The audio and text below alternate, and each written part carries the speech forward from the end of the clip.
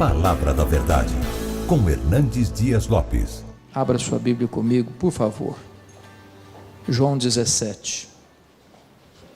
Tendo Jesus falado estas coisas, levantou os olhos ao céu e disse: Pai, é chegada a hora.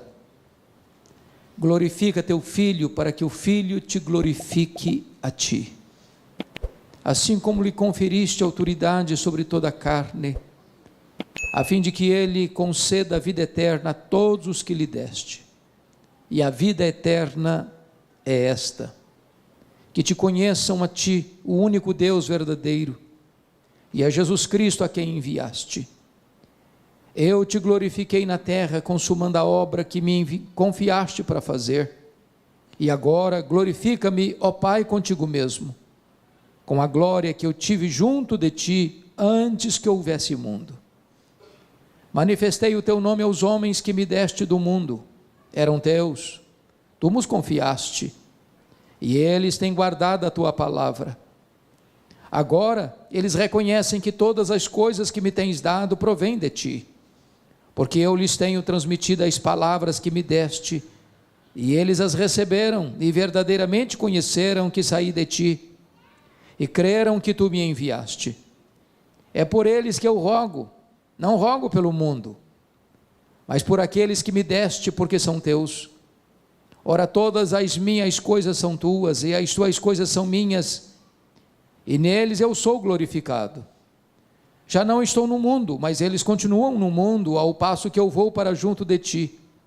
Pai Santo, guarda-os em teu nome que me deste, para que eles sejam um, assim como nós.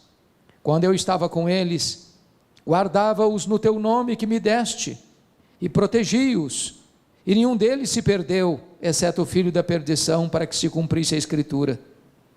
Mas agora vou para junto de ti, e isto falo no mundo, para que eles tenham o meu gozo completo em si mesmos. Eu lhes tenho dado a tua palavra, e o mundo os odiou, porque eles não são do mundo, como também eu não sou. Não peço que os tires do mundo, e sim que os guardes do mal. Eles não são do mundo, como também eu não sou. Santifica-os na verdade, a tua palavra é a verdade. Assim como tu me enviaste ao mundo, também eu os enviei ao mundo, e a favor deles eu me santifico a mim mesmo, para que eles também sejam santificados na verdade. Não rogo somente por estes, mas também por aqueles que vierem a crer em mim por intermédio da sua palavra, a fim de que todos sejam um, e como és tu, ó Pai, em mim, eu em ti, também sejam eles em nós, para que o mundo creia que tu me enviaste. Eu lhes tenho transmitido a glória que me tens dado, para que sejam um como nós o somos, eu neles e tu em mim, a fim de que sejam aperfeiçoados na unidade, para que o mundo conheça que tu me enviaste e os amaste como também amaste a mim. Pai, a minha vontade é que onde eu estou estejam também comigo os que me deste, para que vejam a minha glória que me conferiste, porque me amaste antes da fundação do mundo. Pai justo, o mundo não te conheceu, eu porém te conheci, e também estes compreenderam que tu me enviaste. Eu lhes fiz conhecer o teu nome, e ainda o farei conhecer, a fim de que o amor com que me amaste esteja neles, e eu neles esteja. Amém.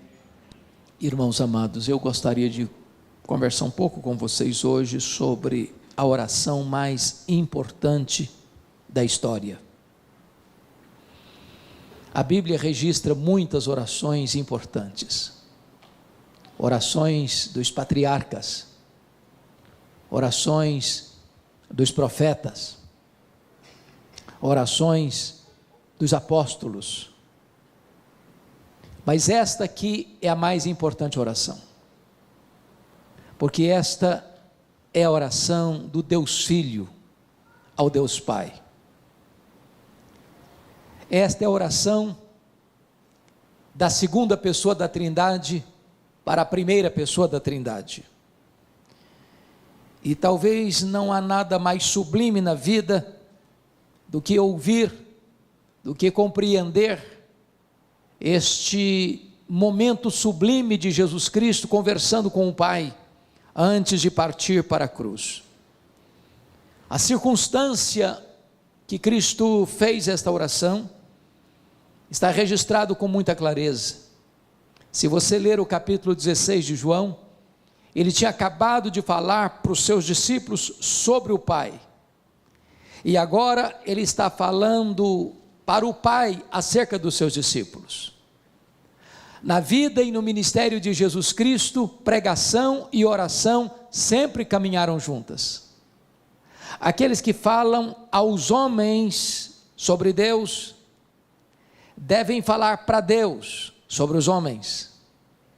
Aqueles que pregam aos homens, precisam também falar para Deus acerca desses mesmos homens, porque pregação e oração caminham sempre juntas.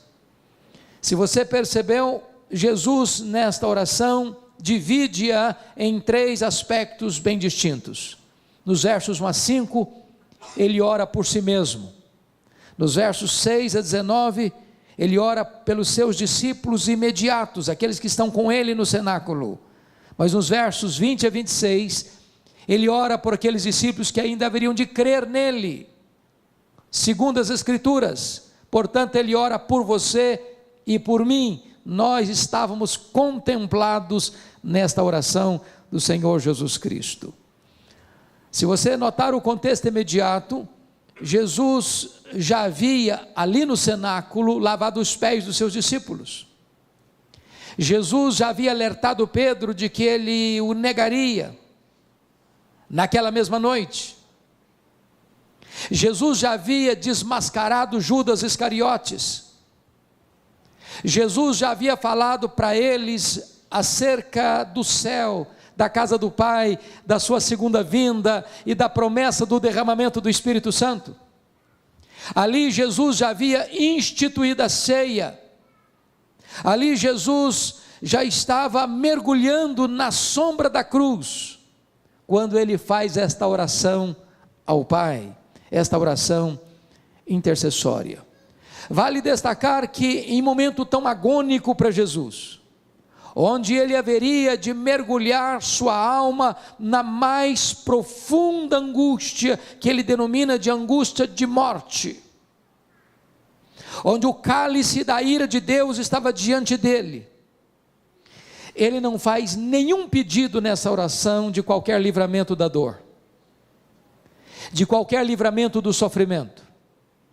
Ele não pede nenhuma benesse material, temporal. O seu pedido é especificamente sobre bênçãos espirituais. Nesta oração de Jesus, ele se concentra em 4 assuntos: salvação, segurança, santidade e unidade. E eu gostaria então de tratar daquilo que estava no coração de Jesus, quando ele conversa com o Pai a nosso respeito. Primeiramente, vamos ver a primeira ênfase da oração, que é sobre salvação. E quando eu penso em salvação, e está nos versos 1 a 5, ele começa essa oração falando do instrumento da salvação, que é a cruz. Vejam vocês no verso 1, tendo Jesus falado dessas coisas, levantou os olhos ao céu e disse: Pai, é chegada a hora, glorifica teu Filho, para que o Filho te glorifique a ti. Todos vocês sabem que a vida de Jesus se desenvolveu dentro de uma agenda estabelecida na eternidade, definida no céu, e ele vem à terra para cumprir rigorosamente esse cronograma. Quando solicitaram dele um milagre em Caná da Galileia, ele disse: não é chegada a minha hora. Quando foram prendê-lo, não puderam, porque não era ainda chegada a hora. Esta hora na agenda de Jesus tinha o seu ápice, tinha o seu cumprimento pleno na cruz do Calvário. Essa era a grande hora. Esse era o grande cronômetro de Deus estabelecido lá na eternidade. A grande hora era a hora em que ele daria a sua vida pela sua igreja, a hora em que o seu sangue seria vertido naquela cruz, a hora em que a paz e a justiça se beijariam no topo daquele lenho maldito, naquele tosco monte. Então, ele está falando que esta hora havia chegado, porque na cruz o plano de Deus se cumpriu. Na cruz o projeto redentor de Deus se estabeleceu. Na cruz a vitória de Deus sobre o diabo ficou extremamente eloquente, porque foi lá que ele esmagou a cabeça da serpente. Mas se você perceber,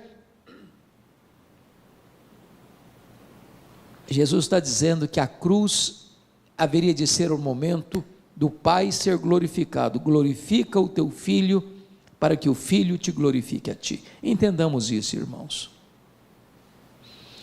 Jesus glorificou o Pai de muitas formas: pela sua obediência, pelos seus ensinos, pelos seus portentosos milagres. Mas em nenhum lugar, em nenhum palco, o Pai foi mais glorificado no Filho do que quando o Filho estava vertendo o seu sangue naquela cruz. Aquela cruz foi o cenário mais eloquente do amor de Deus. Não há forma de Deus provar que Ele ama você com mais intensidade do que na cruz. Ele prova o seu próprio amor para conosco pelo fato de ter Cristo morrido por nós, sendo nós ainda pecadores. Não espere de Deus evidência maior de amor do que foi a cruz do Calvário.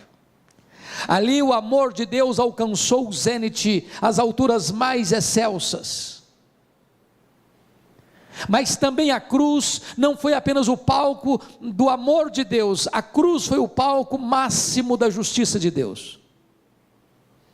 Porque Deus puniu o seu, o meu, o nosso pecado em seu Filho naquela cruz. E quando Deus estava punindo o nosso pecado no seu Filho, golpeando-o e agradando moê-lo naquela cruz, para que nós pudéssemos ser libertos da condenação eterna, nesse momento o Pai estava demonstrando a sua máxima justiça, ao mesmo tempo que revelando o seu máximo amor.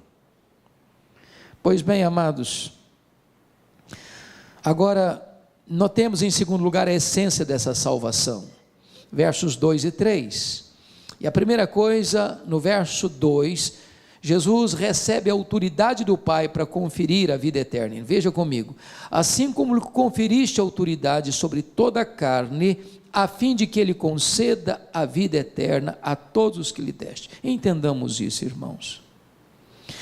Não há nenhum outro ser que recebeu de Deus Pai autoridade no mundo para dar vida eterna, exceto Jesus Cristo.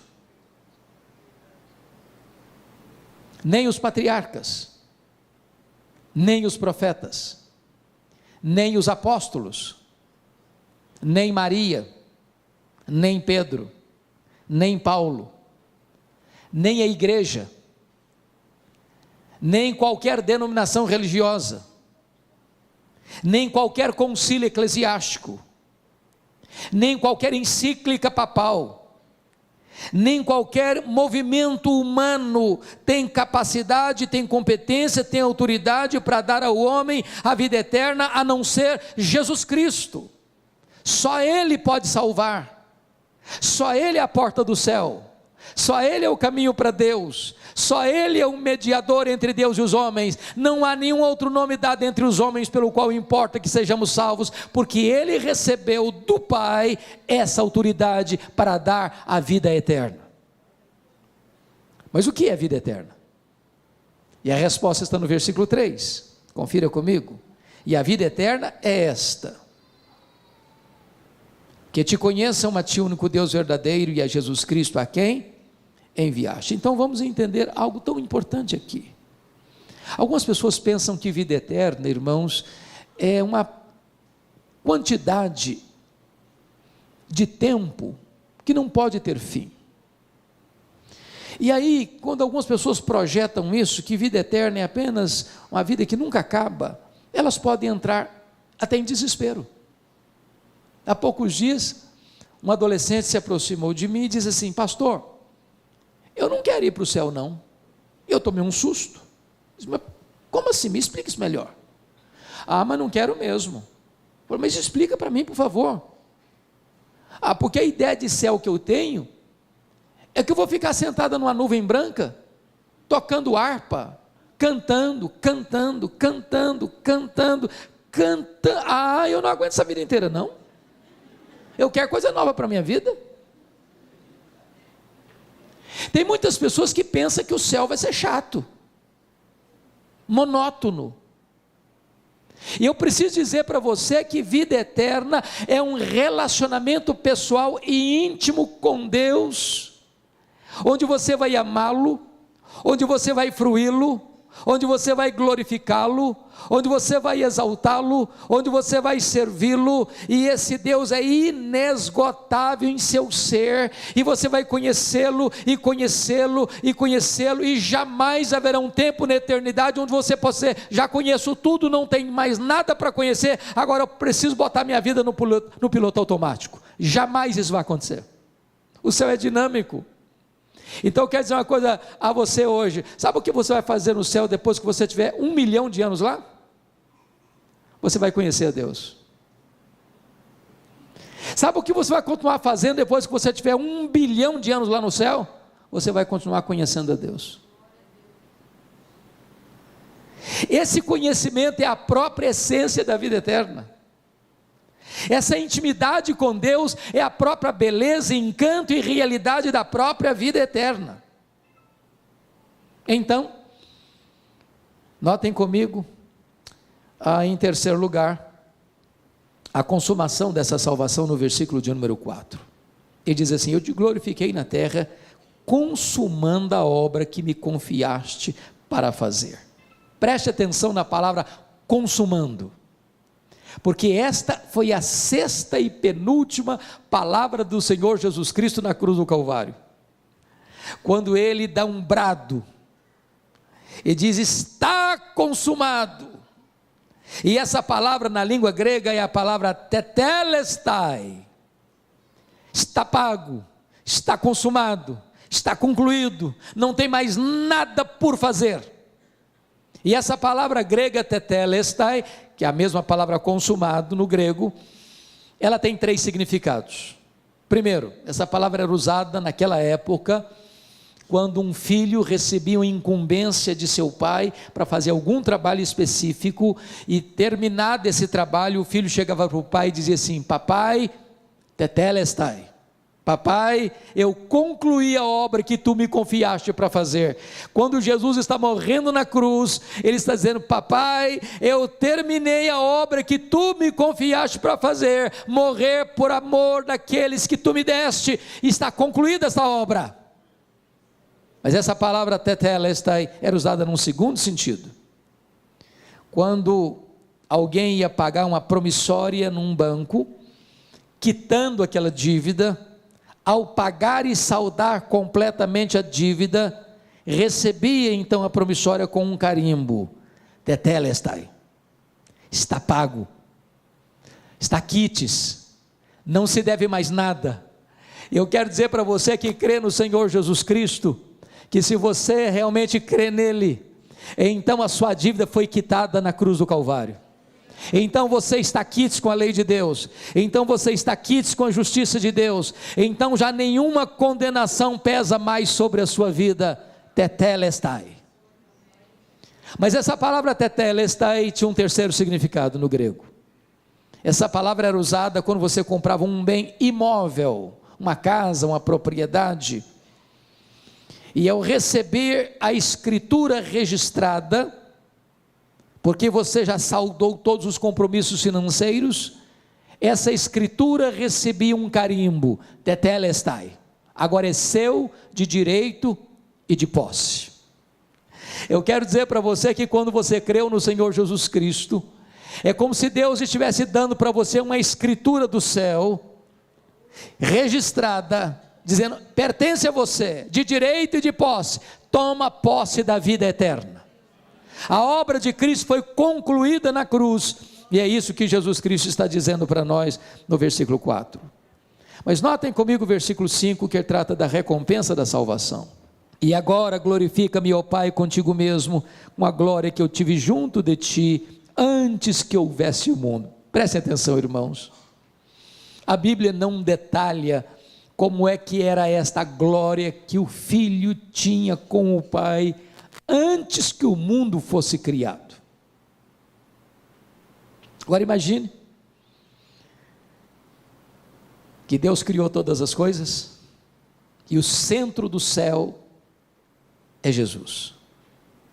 Os anjos adoram a Jesus, eles servem a Jesus.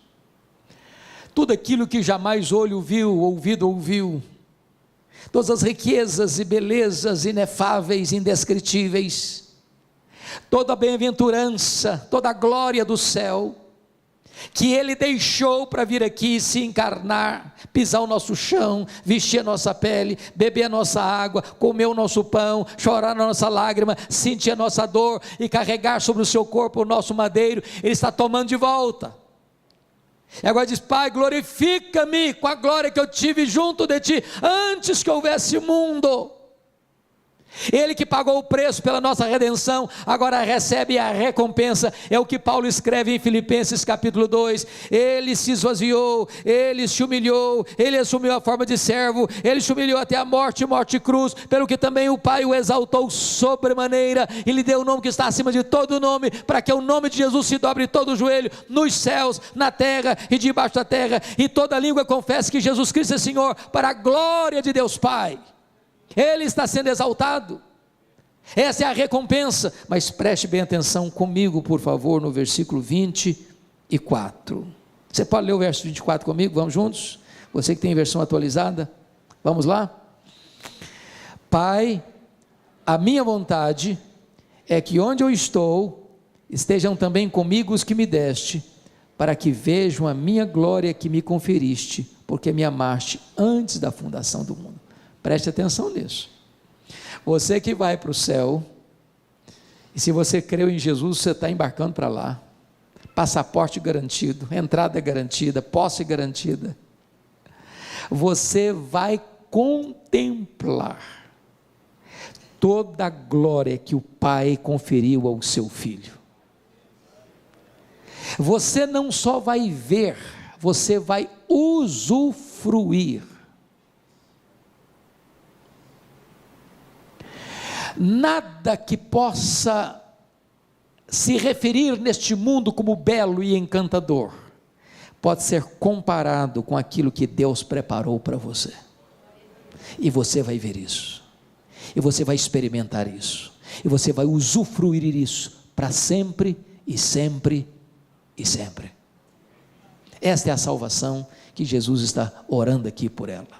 Mas em segundo lugar, irmãos, essa oração trata de segurança, nos versos 6 a 14, porque você pode fazer uma pergunta: bom, ok, ele me salvou, mas quão segura é essa salvação? Será que eu posso ter certeza dessa salvação? Será que eu posso me apropriar dela?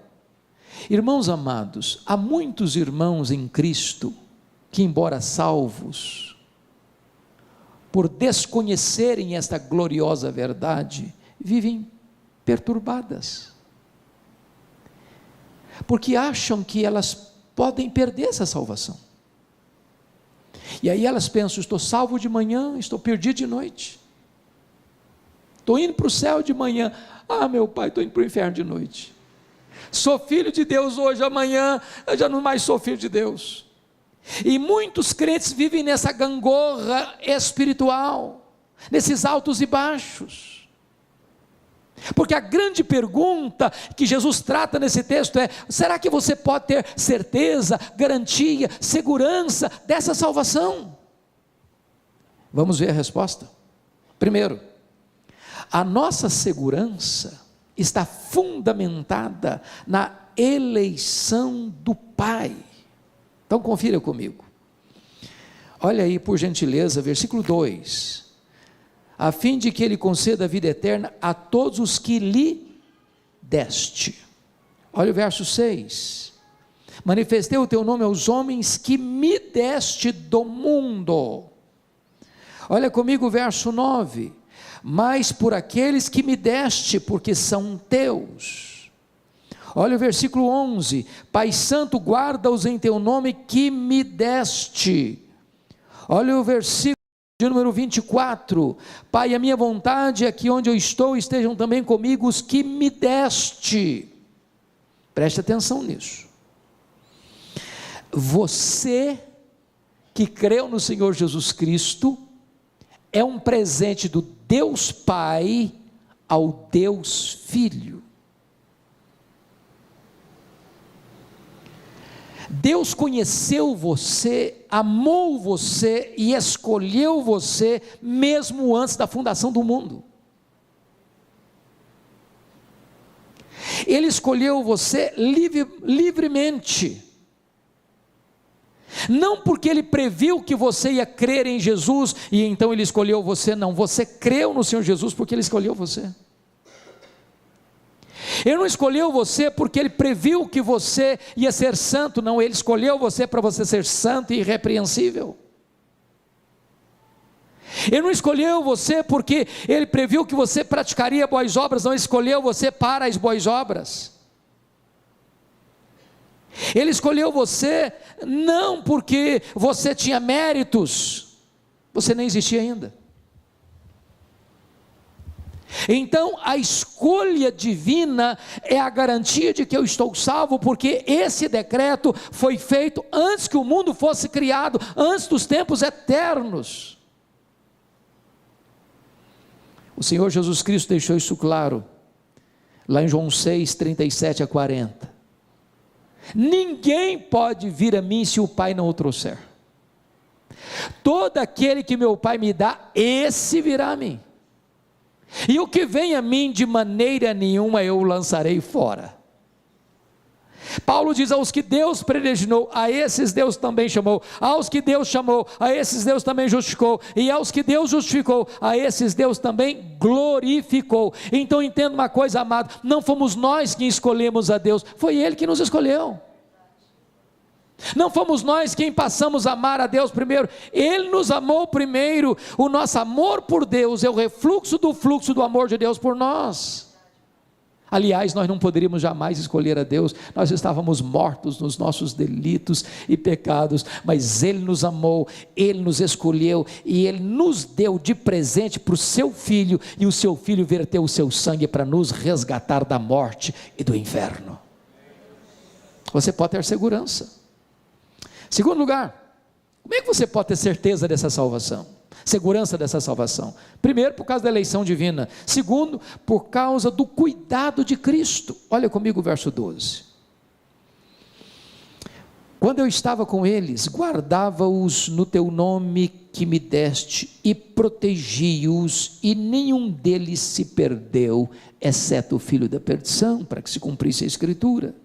Então preste atenção nisso. O Pai deu você ao Filho. O Filho promete uma coisa: eu guardei todos, nenhum se perdeu.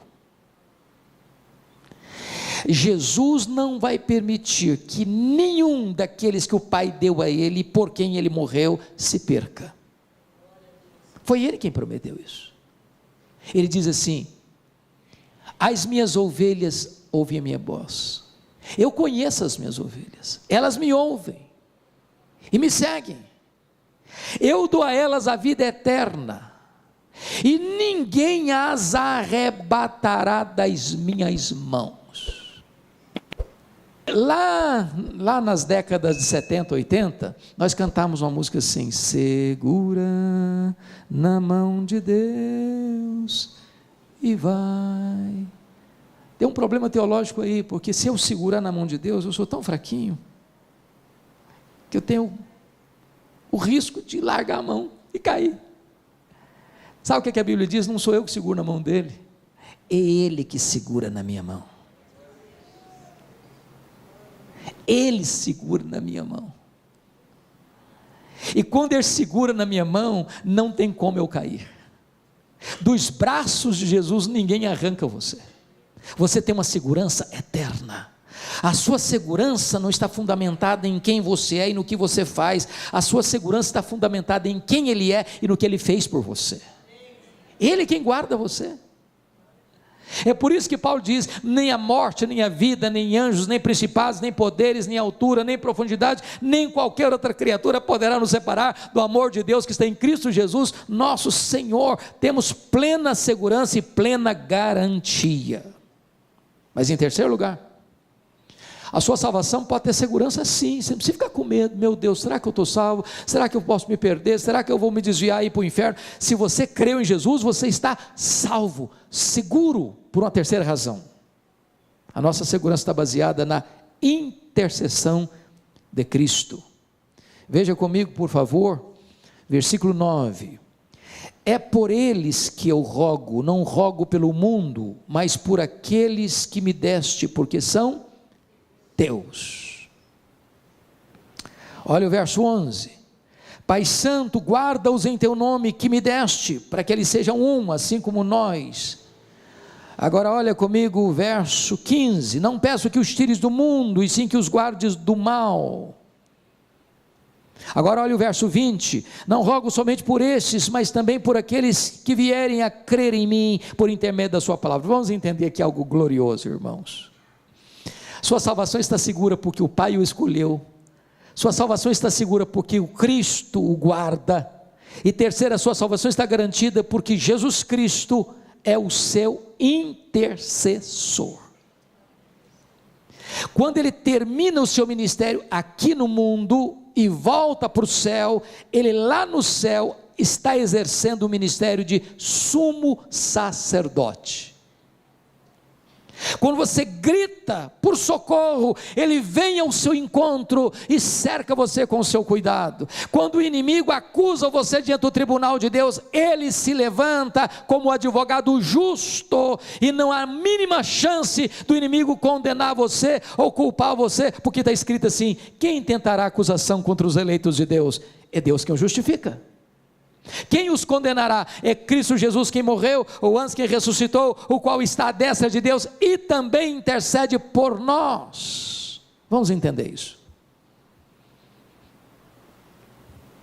Quem tentará acusação contra os eleitos de Deus? É Deus quem justifica. Bom, é uma linguagem jurídica. Você e eu estamos acompanhando muito de perto toda a situação de problemas jurídicos no Brasil, mormente depois da Lava Jato. E você vê uma pessoa às vezes que é condenada na primeira instância, mas é absolvida na segunda instância, ou ela é inocentada na primeira instância e se apela para a segunda, e a pessoa é condenada na segunda instância ou na terceira instância até a quarta instância. Quando Paulo diz assim: quem tentará acusação contra os eleitos de Deus? É Deus que o justifica. Está dizendo o seguinte: a sua justificação aconteceu no Supremo Tribunal Federal do céu. Não há instância superior para se apelar, para mudar esse julgamento. O seu julgamento, no sentido de que você está quites com a lei de Deus e com a justiça de Deus, não pesa condenação sobre você, foi feita na última instância do tribunal celestial, no supremo pretório divino. Não há chance de você ser condenado, porque Deus, o supremo juiz, declarou você já sem culpa, e por uma base legal, um outro alguém morreu no seu lugar, pagou a sua dívida, levou sobre si o seu pecado e recebeu no seu corpo a punição que você devia receber. Se Jesus recebeu a punição por você, você está quis com a lei de Deus, quis com a justiça de Deus, não pesa mais condenação sobre a sua vida. Sua salvação está assegurada. Mas veja você que Jesus agora está intercedendo também por situações da nossa jornada aqui. E por que ele intercede? Confira comigo o versículo 15. Não peço que os tires do mundo, e sim que os guardes do mal. A palavra mal aqui deveria ser melhor traduzida maligno. O que Jesus está dizendo é o seguinte: Pai, eu não peço que tu tires os meus do mundo, porque essa ideia que prevaleceu na Idade Média, de que esse mundo está muito contaminado, então eu não posso ser santo vivendo aqui, vou para um mosteiro, vou me isolar. O grande problema é que quando uma pessoa se isola do mundo, ela leva o seu problema junto com ela, porque o problema não está fora, o problema está no coração. Mas mais, Jesus está dizendo o seguinte: livra-os do mal, livra-os do maligno. Sabe o que significa isso? Significa que aquele que nos salvou é o único capaz de nos sustentar dos ataques, das sutilezas, das armadilhas, dos laços do diabo, porque ele vive 24 horas por dia ao nosso derredor, tentando nos tragar, tentando nos devorar, tentando nos levar para uma região perigosa, para uma zona escorregadia, para um momento de fraqueza ou de uma autoconfiança. E o Jesus Cristo está orando: Pai, guarda-os do maligno, proteja-os do maligno, proteja-os do maligno. E você precisa entender uma coisa: é o Pai que protege você, é o Deus Todo-Poderoso que segura a sua mão, é Ele quem livra você, a sua alma da morte, seus olhos das lágrimas e seus pés da queda. Mas mais uma coisa, irmãos, agora vamos ver comigo o terceiro ponto dessa mensagem, que é santidade. Bom, então vamos entender o raciocínio. Está falando de salvação, e a salvação é segura, e você pode ter a segurança dela. Mas enquanto você caminha aqui, como é que você deve caminhar como um salvo? Como é que você prova que você é uma pessoa salva? Só basta bater no peito: eu estou salvo, está resolvido o assunto? Ah, eu sou membro da igreja presbiteriana de Vila Operária, então estou salvo. É isso? Ah, eu tenho minha Bíblia, eu leio a minha Bíblia. É isso? Qual é a evidência que você é uma pessoa salva? Que provas você pode dar que você é uma pessoa salva?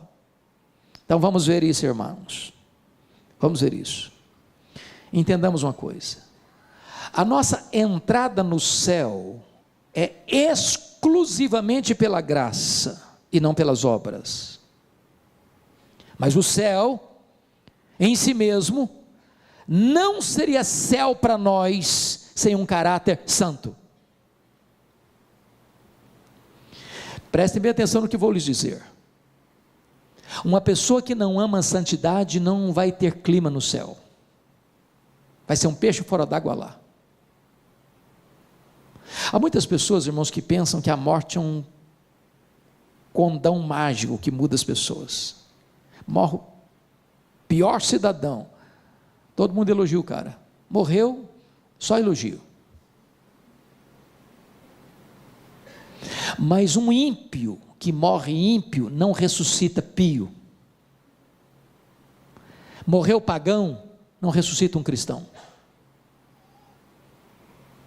Morreu um perverso, não ressuscita um santo. Então, se você é uma pessoa salva, isso precisa ser demonstrado. E de que maneira? De que maneira nós somos santificados? Primeiro, nós somos santificados pela palavra. Vamos lá no versículo 17 comigo? 17 e 17, está escrito assim: santifica-os na verdade, a tua palavra é a verdade. Agora vamos entender, irmãos, algo sublime aqui. Você quer ser santo, irmão? Você tem que ler Bíblia. Eu não sei quanto a vocês, eu penso, estou convencido disso, que nós vivemos na geração mais empolgante da história. Eu sou animadíssimo com a nossa geração. Irmãos, nenhuma geração viu o que nós estamos vendo. Nós dobramos um milênio, nós dobramos um século, e nós somos a única geração da história da humanidade que tem conhecimento e experiência da comunicação sem fronteiras. Que coisa fantástica! Quando eu fiz seminário, nos idos de 78 a 81, meu livro texto de teologia não tinha em língua portuguesa. Hoje, as melhores e maiores obras de teologia, todas da história da igreja, já estão em português. Hoje você vai numa livraria, tem Bíblia para criança, tem Bíblia para junior, tem Bíblia para adolescente, tem Bíblia para jovem, tem Bíblia para casal, tem livro para velho, tem Bíblia para casar, tem livro para descasar, tem livro para empresário, tem livro para empregado, tem livro para desempregado, tem Bíblia para qualquer jeito que você quiser. Mas você chega na igreja e diz assim: meus irmãos, vamos abrir a Bíblia lá em Miqueias, e o povo começa a ler lá em Gênesis, para ver onde estão Miqueias, não sabe onde estão Miqueias. Nós somos uma geração Coca-Cola, shopping center e a geração analfabeta da Bíblia. E se você quer ser santo, você precisa mergulhar na Bíblia. Santifica-os na palavra ou na verdade, a tua palavra é a verdade. Segundo lugar, irmãos, como é que você pode ser santo? Você pode ser santo na medida em que você compreende de maneira sensata o seu relacionamento com o mundo. Mas vamos entender o que é mundo, porque muita gente pensa que mundo é não cortar o cabelo, é não usar batom, mulher não usar brinco, usar adereços, não ir na praia, não jogar futebol, não assistir um jogo de futebol. Tem muita gente que pensa que mundo é isso. Mundo, irmãos, não é físico, mundo não é tangível, mundo é um sistema, mundo é uma cosmovisão, mundo é um conjunto de valores contrário aos princípios absolutos da palavra de Deus. Você liga a sua televisão e você vai ver lá um filme, uma telenovela, ou uma reportagem, ou isso, aquilo, outro, você vai perceber que muitas vezes aquilo vem num viés contrário aos parâmetros e aos princípios de Deus. Isso é mundo.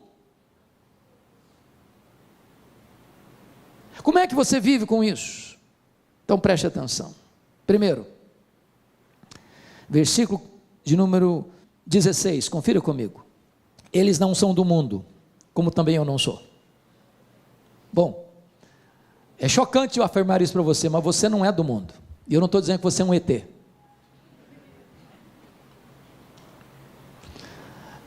Deixa eu brincar um pouco para descontrair. Eu fui criado na região rural, na minha infância e começo de adolescência. Quando eu falo rural de verdade, sem luz elétrica, com lamparina de querosene. Até os meus 14 anos, eu tinha muito medo de defunto, de gente morta, de gente viva, nenhum medo. Meu pai era um exímio contador de histórias, mas a maioria delas macabras. Defunto que levantou do caixão, e vocês não imaginam o desespero que era fazer uma viagem sozinho de noite. Virava uma folha de bananeira, você achava que era um defunto que estava vivendo no caixão. Era um troço horrível. Eu morava do lado de um cemitério, minha família mora até hoje. Agora imagine comigo, eu saindo sozinho de casa, ao retornar ter que passar em frente ao cemitério, era um desespero.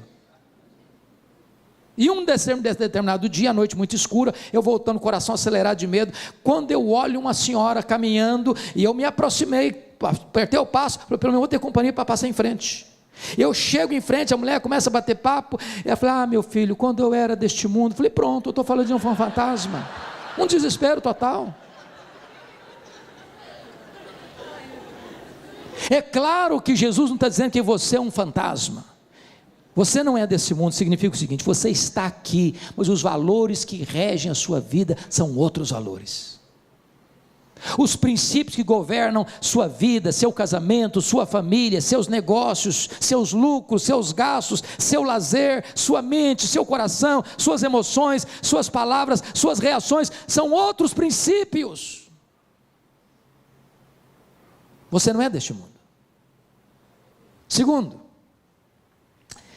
olha comigo o versículo 14. Eu lhes tenho dado a tua palavra e o mundo os odiou. Preste atenção nisso. O mundo odiou ontem, o mundo odeia hoje e o mundo vai odiar amanhã. A igreja e o mundo nunca vão ser bons parceiros. Eu não estou falando que você não vai ser bom parceiro do seu vizinho, dos seus amigos. Eu estou falando que entre você e esse sistema de valores vai existir um conflito permanente. E se a igreja não está sendo perseguida pelo mundo, não é porque o mundo amansou, é porque a igreja se acovardou. Perguntaram para Francisco Leonardo, eminente professor do Seminário do Norte, reverendo Francisco, se a igreja for mais perseguida, ela será mais fiel? Ele respondeu, não, Se a igreja for mais fiel, ela será mais perseguida. A amizade do mundo é pior do que a espada do mundo. Terceiro, olha comigo, o versículo de número 11, estamos no mundo, mas nós somos guardados do mundo. Versos 11 a 15, ele está exatamente tratando dessa questão de você estar no mundo, mas ser guardado do mundo, estar no mundo, mas ser protegido do mundo, de você conseguir ligar a sua televisão e assistir um jornal, mas não permitir que aqueles valores subliminares, ou que estão por trás dos bastidores, mexam com o seu coração, determine a sua mente. Você está hoje em qualquer frente da vida, seja no comércio, seja na indústria, seja no campo, seja na academia, seja onde for, você está lidando com esses valores, mas você está permanecendo firme pelos valores do céu, pelo diapasão do céu. Você é guardado do mundo. Mas notem mais, agora confira comigo o versículo 18, esse 18 é magnífico. Você pode ler o 18 comigo? Vamos juntos? Assim como tu me enviaste ao mundo, também eu os enviei ao mundo. Então preste atenção que tem uma missão e tem uma estratégia. A missão é, Jesus nos envia de volta ao mundo. Mas qual a estratégia? Assim como o Pai me enviou ao mundo, eu também vos envio. Então preste atenção. Você é crente? Ok. Você não pode viver num gueto. Você não pode viver separado, isolado. Você precisa ter amigos. Você precisa se relacionar com pessoas. Você não pode se fechar dentro de quatro paredes. É lá fora que você vai viver a sua vida cristã, convivendo com as pessoas, relacionando-se com as pessoas, influenciando pessoas. Você é o sal da terra, você é a luz do mundo, você é um luzeiro a brilhar. É lá que você vai marcar a sua influência, nos seus relacionamentos, nos seus contatos, sendo uma bênção, sendo um bom vizinho, sendo um bom marido, sendo uma boa mulher, sendo uma boa esposa, sendo um bom filho, sendo um bom pai, sendo uma boa mãe, sendo um bom empregado, sendo um bom patrão, sendo um bom comerciante, sendo um bom amigo. E enquanto você se relaciona, você é luzeiro de Deus a brilhar onde você está. Mas vamos fechar, vamos concluir, irmãos, com o último assunto. Falamos de salvação, falamos de segurança, falamos de santidade. Último ponto, unidade. A pergunta agora é, bom, se Deus nos salvou, e se nós temos segurança dessa salvação, e se nós devemos viver em santidade, como é que eu me relaciono com os outros irmãos que são crentes como eu? Então vamos olhar isso. Unidade. Versos 21 a 26. Primeiramente, o que não é unidade? Tem muita gente que pensa que unidade é, vamos tirar as placas das igrejas. Tem placa demais, tem igreja demais, tem denominação demais, isso está complicando demais. Então vamos fazer o seguinte, vamos juntar todo mundo numa placa só. Não é isso que Jesus está falando. Ele não está falando de uma unidade organizacional. Segundo, Jesus não está falando aqui de ecumenismo. O que é ecumenismo? Ecumenismo significa, não vamos falar de doutrina, doutrina divide, vamos falar de amor, não importa o que você creia, vamos estar juntos. Não, a Bíblia proíbe isso. Não tem unidade fora da verdade. Bom, então o que é esta unidade? Amados irmãos, vamos ver. Unidade significa o seguinte, se você está em Cristo, não importa a igreja que você frequenta, você é meu irmão. Agora convenhamos, é muito triste, quando hoje ainda se percebe muitos segmentos religiosos, batendo cabeça, brigando uns com os outros, ferindo uns aos outros, numa briga doméstica, onde as próprias ovelhas estão se ferindo, tirando aquilo que nós chamamos da unidade. Nós não criamos a unidade já existe, nós preservamos a unidade no vínculo do Espírito. Mas por que nós devemos buscar a unidade da igreja? Primeiro, porque Jesus pediu isso ao Pai. Olha comigo versículo 21 e 22. A fim de que todos sejam um, e como és tu, ó Pai, e tu em mim, também sejam eles em nós, para que o mundo creia que tu me enviaste. Bom, se Jesus pediu ao Pai que você e eu sejamos um, eu não posso laborar contra esse projeto de Jesus, contra a vontade de Jesus. É hora da igreja parar de brigar uns com os outros, por diferenças secundárias, e entender que o que nos une é o sangue do Cordeiro. Só existe uma igreja, irmãos, só existe uma noiva, só existe um rebanho, só existe um corpo de Cristo. E essa igreja não é a presbiteriana, não é a batista, não é a metodista, não é a wesleyana, não é a assembleiana, não é a católica, não é nenhuma denominação. Certa feita, John Wesley, o grande avivalista do século XVIII, teve um sonho, e ele sonhou que ele foi ao inferno. E aí ele perguntou assim: tem metodista aí no inferno? Respondeu: está cheio. E presbiteriano tem? Falei: tem muito. Tem católico? Tem demais. Ele ficou escandalizado.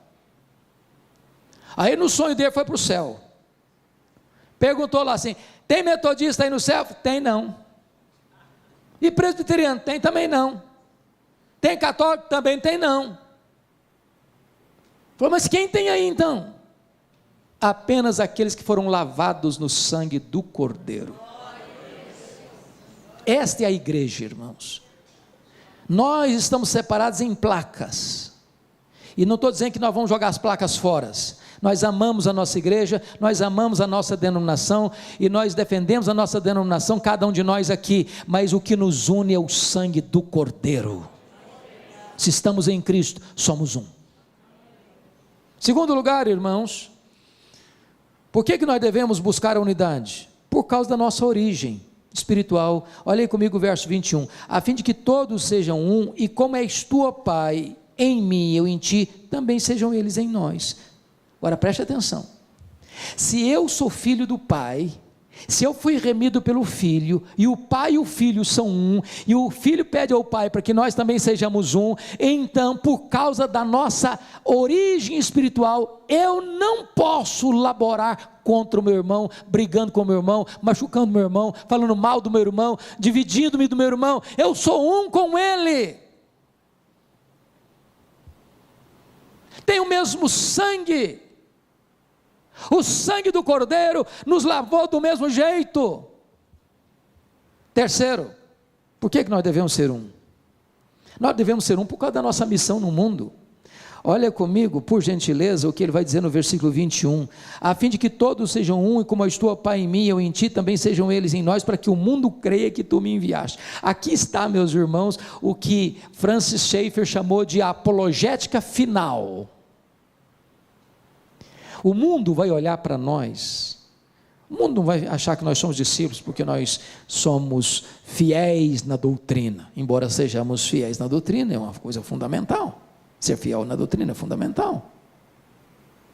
O mundo só vai olhar para nós, não, eles são discípulos de Cristo mesmo, olha como é que eles se amam, olha como eles caminham juntos, olha como eles cuidam uns dos outros.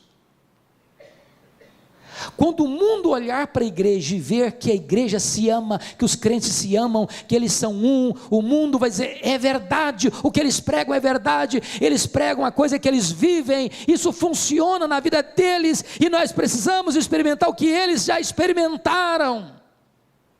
Não tem melhor plataforma evangelística da igreja do que viver o evangelho, e viver o que Jesus rogou ao Pai para que nós vivêssemos, para que nós fôssemos um. Agora preste atenção, eu preciso ilustrar isso para você entender. Eu acho que a melhor ilustração que eu já encontrei para essa unidade, eu encontrei em Juan Carlos Ortiz, pastor argentino, no seu livro Como Fazer Discípulos, Ser e Fazer Discípulos. E eu me dirijo talvez aqui a alguns agricultores, porque vocês vivem, para mim, e eu conheço boa parte do Brasil, a maior parte do Brasil, eu não conheço nenhuma região agrícola mais bonita do que a região de vocês. Então ele ilustrou da seguinte maneira: pense, você está arrancando um pé de batatas inglesas, esses tubérculos, apreciados no mundo inteiro. Você arranca um pé de batatas, você tem várias batatas no mesmo pé. Mas tem umas maiores, outras menores, umas mais lisas, outras mais ásperas. Elas estão perto, mas elas não são uma unidade. Aí o agricultor bota 30 quilos de batatas num saco, e elas estão comprimidas, umas apertadas nas outras, umas maiores, outras menores, umas mais lisas, outras mais ásperas, mas elas não são unidade.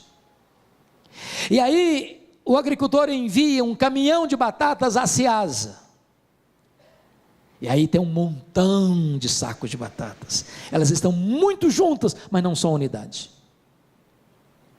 Aí o homem da mercearia ou do pequeno supermercado vai lá na Ceasa e compra lá uma porção delas e bota numa banca. Elas estão juntas, mas não são unidade. Aí a dona Maria vai ao supermercado, escolhe as melhores, um saco, do saco ela pega 2 quilos de batatas, e elas são levadas para casa numa sacola e botadas numa gaveta dentro da geladeira, mas elas não são unidade. Umas maiores, outras menores, umas mais lisas, outras mais ásperas. Aí se pega essas batatas, e casca essas batatas, e corta essas batatas, e bota na água, e elas são cozinhadas, e a dona Maria vai lá e faz um purê de batatas. Agora não tem uma maior, não tem uma menor, não tem uma mais lisa, não tem uma mais áspera. Agora nenhuma pode olhar para ela, eu sou mais bonita que você, eu sou melhor que você, eu sou mais importante que você. Agora elas são um purê. Agora elas são uma unidade. É isso que nós devemos ser. E eu termino dizendo o seguinte: sabe por que nós devemos ser um? Porque esse vai ser o nosso destino eterno, verso 24, pois a minha vontade é que onde eu estou estejam também comigo os que me deste. Então, pare de brigar com o seu irmão, sabe por quê? Se você achar que você é mais importante do que ele, que você é melhor que ele, que você sabe mais do que ele, que você tem mais dons do que ele, que você é mais maduro na fé do que ele, e que o irmãozinho é muito fraquinho, é muito isso, muito aquilo, quando você chegar no céu, sabe quem você vai ver lá? Esse irmãozinho seu. Se ele está em Cristo, você vai para lá. E é melhor você começar a aprender a conviver com ele aqui, porque você vai ter que viver com ele por toda a eternidade.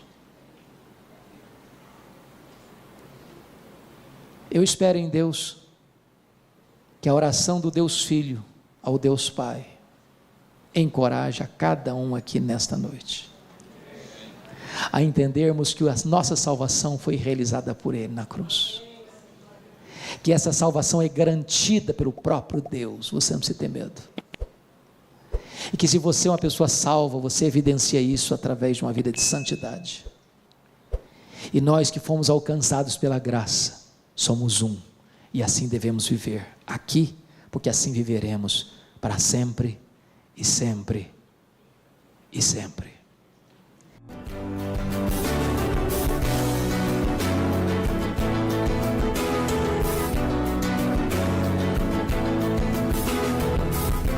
Palavra da Verdade, com Hernandes Dias Lopes.